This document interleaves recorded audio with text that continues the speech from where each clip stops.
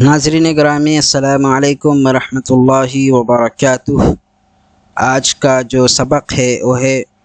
صبر امرأۃ مؤمنۃ، ایک مومن عورت کا صبر کرنا،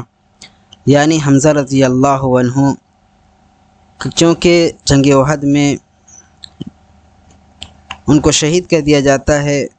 تو آپ صلی اللہ علیہ وسلم بہت ہی زیادہ ان کو تکلیف ہوتی ہے، اور ساتھ ساتھ ان کی ایک بہن ہوتی ہے صفیہ، جو ان کو دیکھنے کے لیے آتی ہے کہ میں اپنے بھائی کے لاش کو دیکھ سکوں، آخر مرتبہ میں دیکھ لوں، یہ کہہ کر وہ آتی ہیں۔ آپ صلی اللہ علیہ وسلم ان کو روکنے کی کوشش کرتے ہیں کہ اپنے بھائی کی حالت نہیں دیکھ سکتی، لیکن وہ پھر بھی کہتی ہے کہ سارا واقعات مجھے پتہ ہے کہ میرے بھائی کے ساتھ کیا کیا کیا گیا، تو میں بس ایک مرتبہ دیکھنا چاہتی ہوں، اور پھر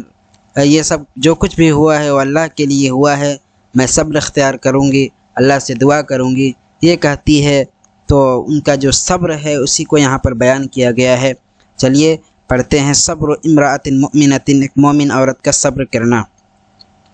وَأَقْبَلَتْ صَفِيَّةُ بِنْتُ عبد المطلب لِتَنْظُرَ إِلَيْهِ، اور صفیہ بنت عبد المطلب ان کے پاس آئی تاکہ وہ ان کو دیکھے، لِتَنْظُرَ إِلَيْهِ، تاکہ ان کو دیکھے۔ اقبلہ کا مطلب ہوتا ہے آنا، اقبلہ متوجہ ہونا، آنا۔ وَكَانَ أَخَاهَا لِابْنِهَا وَأُمِّهَا، اور وہ ان کے بھائی تھے لِأَبِيهَا وَأُمِّهَا، اپنے ماں اور باپ سے، یعنی اپنے سگے بھائی تھے۔ کون؟ اخاها، ان کے بھائی یعنی حمزہ رضی اللہ عنہ۔ فقال رسول اللہ صلی اللہ علیہ وسلم لابنها الزبیر بن عوام، رسول اللہ صلی اللہ علیہ وسلم نے ان کے بیٹے زبیر بن عوام سے فرمایا، القھا، اسے روک لو، فارجعها، اور اس کو لوٹا دو، یعنی اسے روک لو کہ وہ لوٹ جائیں۔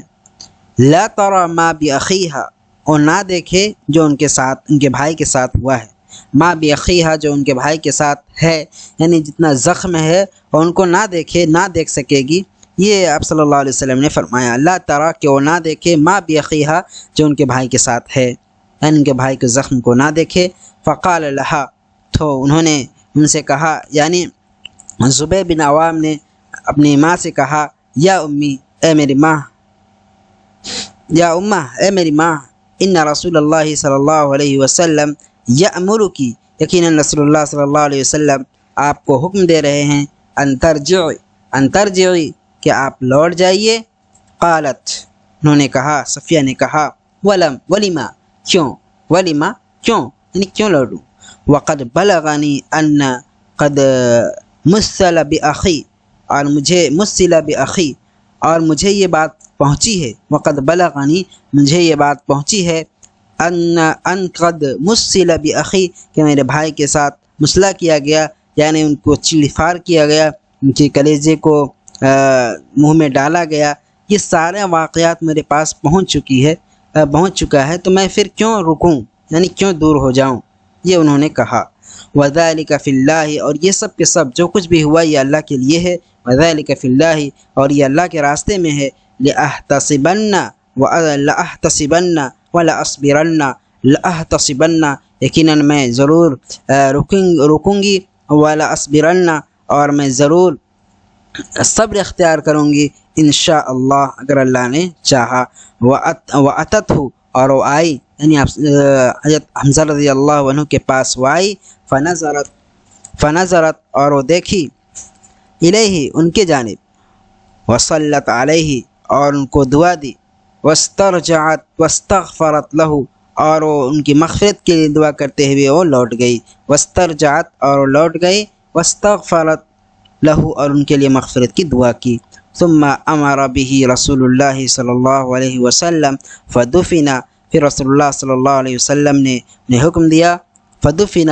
تو پھر دفن کر دیے گئے، یعنی حمزہ رضی اللہ عنہ کے بارے میں ہوا کہ اب ان کو دفن کر دیا جائے، تو پھر ان کو دفن کر دیا گیا۔ کیا منظر رہا ہوگا اس وقت کا، ہم تصور نہیں کر سکتے ہیں کہ کس طرح سے اتنی محبت کرنے والے لوگ جو ہیں کس طرح سے قربان کر دیتے تھے، قربان ہوتے ہوئے دیکھتے تھے اپنی آنکھوں کے سامنے، پھر بھی وہ صبر کا دامن نہیں چھوڑتے تھے، صبر اختیار کیا کرتے تھے۔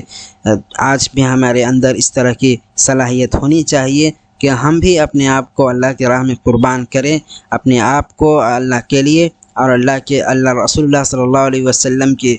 سنتوں کے لیے، اور ان کے جو بھی حکم ہے اللہ تبارک و تعالیٰ کا، ان کو بالکل بجا لانے کے لیے ہمیں سر سے لے کر کے پاؤں تک بالکل طریقے، ہر طرح سے ہمیں محنت کی ضرورت ہے، ہمیں محنت کرنی چاہیے تاکہ ہم اللہ اور اس کے رسول کے جو کلمات ہیں ان کو بلند کر سکیں۔ آج کے لیے اتنا ہی، اب آئندہ سبق اگلی ویڈیو میں۔